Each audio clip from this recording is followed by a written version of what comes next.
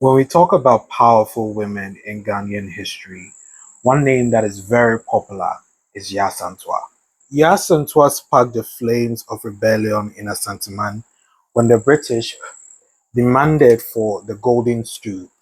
Now, although her campaign against the British was not successful, she is regarded today as a symbol of what a powerful woman is supposed to be like. Now, two other women of Ghana's pre-colonial history that are rarely mentioned in a discussion of powerful women in Ghana's history are Yennega, who was the daughter of the founder of the Kingdom of Dagbon, and Afia Dokuaa, the Ochihene of Achim Ebuakwa. So Yennega's journey began somewhere here in the 12th century when her father raised her to be a skilled warrior and hunter. And Afia Dokuaa is the first and only female to hold the title of Ochehene, and she ruled from 1817 to 1835 after ascending the throne after her uncle. According to folklore, when Yennega was 14, she was already leading her own battalion of soldiers. She was so valuable a warrior that when she reached marriageable age, her father refused to wed her off because he believed he would lose a valuable asset in his army. Yennega, in order to get what she wants, decides to plant a field of wheat. When the crops grew and reached the time for harvesting, she allowed the crops to rot.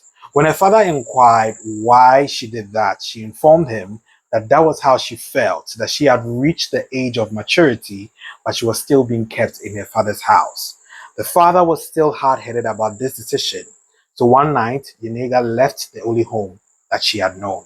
Yennega keeps riding from her home for several days until she comes upon a river, and she needs to cross this river to the other side where there's a forest. When she gets into the forest, she decides to rest after such an exhaustive journey. She would eventually meet an elephant hunter and they will fall in love.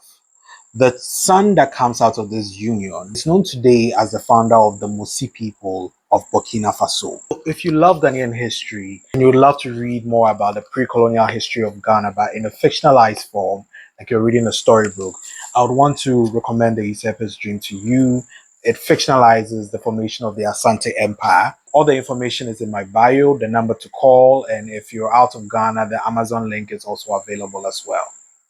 All right, let's move on to Afia Dokuaa. Afia Dokuaa was a warrior ahead of her time. She was a leader that brought the Achim Ebuakwas into the anti-Ashanti alliance with some coastal chiefs and the British in the Catamanso War. Oral accounts say she fought against the Asantes several times in a bid to prevent her people from becoming casualties of the Asante Empire's expansion. When you visit the Chibi Palace and they are singing her praises, it usually runs along these lines.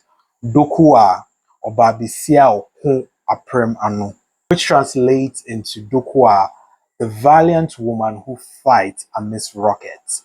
This is an ode to the Catamanso War where rockets and muskets were used. During that time in history, women were not expected to be at the forefront when it comes to war. But she fought in this war with the hope that their success will protect her people from the Asante Empire.